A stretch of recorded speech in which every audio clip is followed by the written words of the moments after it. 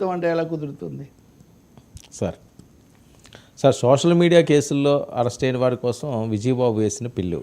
విజయబాబుకి 50,000 జరిమానా విధించిన న్యాయస్థానం. ఏంటిది? ఇది ఒక వింత పరిణామంలో ఉన్నది. ప్రజా ప్రయోజన వ్యాజ్యం దాఖలు చేసిన ఆయనకి ఇది రాజకీయ కోణంలో దాఖలు చేసినట్టు కోర్టు పరిగణన తీసుకోవడం. అంటే సోషల్ మీడియా విషయంలో ఆంధ్రప్రదేశ్ హైకోర్టు కొంత మొదట్లో సహేతుకంగానే వాళ్ళు మాట్లాడారు. హెబియస్ కార్పస్ పిటిషన్లు తీసుకున్నారు. చాలా తీవ్రంగా పరిణమించిన వరి రవీంద్రారెడ్డి లేకపోతే అట్లాంటి వాళ్ళని ప్రొడ్యూస్ చేయమని కూడా వాళ్ళు ఆదేశాలు ఇచ్చారు. సో హ్యూమన్ రైట్స్ యాంగిల్లో హైకోర్టు రియాక్టెడ్ ప్రాపర్లీ. కానీ ఎప్పుడైతే అసలు సోషల్ మీడియా వాళ్ళను ప్రశ్నించకూడదు, లేకపోతే అలా పోస్టులు పెట్టడము ఇదంతా చేయటము ప్రజా హక్కు అన్న పద్ధతిలో వచ్చిందో, తప్పకుండా సోషల్ అన్నప్పుడు సామాజికంగా వాడుకోవచ్చు. కానీ ఏం పెట్టారు? అసభ్యమైన పోస్టులు, రెచ్చగొట్టే పోస్టులు, లేదా విద్వేషం పెంచేవి అయితే వాటి మీద తప్పకుండా చర్య తీసుకోవచ్చు, నోటీస్ ఇవ్వచ్చు. చర్య అంటే కూడా ముందు నోటీస్ ఇస్తారు, పోలీసులు అరెస్ట్ చేస్తారు, విచారిస్తారు, తర్వాత కోర్టులో ప్రొడ్యూస్ చేస్తారు. కోర్టు దాని మీద ఒక అభిప్రాయానికి వస్తుంది.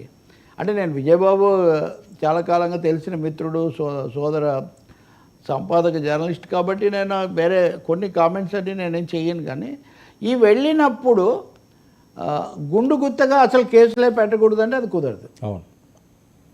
అంతేకాకుండా ఉద్దేశాలు ఒక ఉద్దేశంతో మీరు వేసారంటే ఎవరిని మీరు స్పృశించకూడదు అన్నట్టుగా మీరు కేసు పెడుతున్నారు అన్నది కోర్టు యొక్క అభిప్రాయం. ఇది పొలిటికల్ అని. ఇంకోటి కూడా అన్నారు, సోషల్ మీడియాను ఒక ఉద్యమ సాధనంగా వాడుకొని సమస్యల గురించి మాట్లాడేవాళ్ళు, వాళ్లకు వాళ్ళ పరిమితులు, వాళ్ళ పద్ధతులు వాళ్ళకి తెలుసు. అలా కాకుండా రాజకీయ ప్రయోజనాల కోసం సోషల్ మీడియాను దుర్వినియోగం చేసేవాళ్ళు, ఆ పద్ధతులు పాటించకుండా చేసేవాళ్ళు, వాళ్ళ మీద చర్య ఉంటుంది తప్పకుండా. ఎవరినంటే వాళ్ళను ఇప్పుడు ఒక ఆయన మహాత్మా గాంధీని కించపరుస్తూ పెడతారు, ఇప్పుడు పెడుతున్నారు. దురదృష్టవశాత్తు ఆంధ్రప్రదేశ్లో వైసీపీ టీడీపీకి పరిమితమైంది. కానీ మత విద్వేషాన్ని, జాతీయ నాయకులకి, దేవుళ్ళని కించపరిచి చాలా పెడుతున్నారు. నేను కావాలంటే మీకు ఒక డజన్ చూపిస్తాను. క్రైస్తవ, హిందూ. నిన్న ఒక ఆయన అయితే అండి, చాలామంది ఏదో దీనికి వెళ్తూ ఉంటారు, ప్రజాపిత బ్రహ్మకుమారి దానికని. వాళ్ళందరూ ప్రాస్టిట్యూట్స్ అని ఒక పెద్ద మనిషి. ఆ పెద్ద మనిషి నిన్న కూడా ఆయన టీటీడీ గురించి, వెంకటేశ్వర స్వామి గురించి మాట్లాడుతున్నాడు. ఆయన ఒక ఆధ్యాత్మిక స్వరూపమే, మళ్ళీ కాషాయాల్లోనే ఉంటాడు. ఇంకెవడన్నా వేరే మతం వాడంటే వేరే విషయం. కాషాయాంబరధారిగా దైవస్మరణ శ్లోకోచ్చారణ చేసుకుంటుండే ఈ పెద్ద మనిషి ఆ ఆశ్రమం ఏంటి, ఇంకోటి వేరే, ఇట్లాంటివి చాలా చిన్నది నేను చెప్పింది. ఇలాంటి వాటి మీద ఏం పెట్టకుండా ఎందుకుంటారండి? అసభ్యంగా మాట్లాడితే, లేదా ఆ మహిళల గురించి ఇప్పుడు మొన్న చాలాసార్లు అసభ్యంగా ఉన్న ఒక షర్మిల, విజయమ్మ వాళ్ళ మీద పెట్టిన అట్లాంటివి లేకుండా ఎలా ఉంటారు? కాబట్టి అసలు చర్యే తీసుకోకూడదు అన్నది అదే పొరపాటు. హక్కులను కాపాడాలి, మీడియా స్వేచ్ఛ, సోషల్ మీడియా స్వేచ్ఛ కాపాడాలి. ఇప్పుడు ఉదాహరణకు మమతా బెనర్జీ, నిన్న ఆర్జీవి కూడా అంటున్నాడు, మమతా బెనర్జీ మీద ఓ ప్రొఫెసర్ కొన్ని కార్టూన్లు పెట్టడమో ఫార్వర్డ్ చేయడమో చేస్తే ఆయన మీద కేసు పెట్టారు. అది వేరు, అది విమర్శ వేరు, కొంత హెక్లింగ్, కొంత క్యారికేచరింగ్ ఉంటుంది.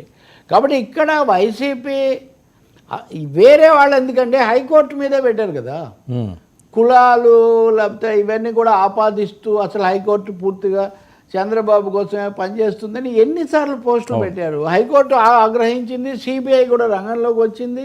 మరి ఆ హైకోర్టులో ఈ పిటిషన్ వస్తే వాళ్ళు దాని మీద కాకపోతే జరిమానా వేయడం తీవ్రమైన విషయమే. జరిమానా వేసి ఇది రాజకీయ కోణంలో ఉంది కాబట్టి ఇది చేసి వీటిని కాస్త అవసరంలో బాధలో ఉన్న వాళ్ళ కోసం 50,000 కోట్లు ఉపయోగించి 50,000 కోట్లు కదా, ఈ 50,000 ఉపయోగించండి అని చెప్పారు. జవాబు జర్నలిస్ట్ కూడా కదా ఆయనకి, ఆయన లాయర్ కూడా. అవును. కాబట్టి ఇవి అవే అన్నీ తెలుసు. కోర్టు ఆ విధంగానే బహుశా వాళ్ళు కూడా విక్టిమ్సే. ఏపీ హైకోర్టు న్యాయమూర్తులు కూడా విక్టిమ్స్. కాబట్టి హైకోర్టులో ఉదాహరణకు ఐ థింక్ రాకేష్ కుమార్ అసలు ఆంధ్రప్రదేశ్ ప్రభుత్వాన్ని తీసేయండి మొత్తం ఈ పద్ధతిలో మాట్లాడితే కూడా దాన్ని కూడా సుప్రీంకోర్టు తప్పు పట్టింది. ఒక జడ్జి అలా మాట్లాడకూడదని, ఎవరు వాళ్ళ హద్దులు మీరకూడదండి. అవును, అది ఇక్కడ మూల సూత్రం. కాబట్టి అలా చూస్తే ఈ పిల్ అనేది రాజకీయ ఉద్దేశంతో వేశారు. రాజకీయ ఉద్దేశంతో సమయం హరించి ఇదంతా చేశారు కాబట్టి 50,000 జరిమానా అన్నారు. దీని గురించి మరి ఆయన ఎలా స్పందిస్తారో నాకు తెలీదు. కానీ ఈ అంశంలోనే 2 కోణాలు చూడాలి. సోషల్ మీడియాలో పోస్టులు పెట్టడం హక్కు కాబట్టి బూతులు పెట్టవచ్చు, తిట్లు పెట్టవచ్చు, వ్యక్తిని అవమానించవచ్చు, రెచ్చగొట్టొచ్చు, లేదా ఇందాక నేను చెప్పిన లాంటి దారుణమైన మత కుల విషయాలు కక్కొచ్చు అనే వాటిని మటుకు న్యాయస్థానం అనుమతించదు. దానికి విచారణ ఉంటుంది, చర్య కూడా ఉంటుంది. ఓకే సార్, సజ్జల ముందస్తు బెయిల్ పిటిషన్ దీని మీద ఉత్కంఠ అని టీడీపీ కార్యాలయం దాడి కేసులో ఆయనపై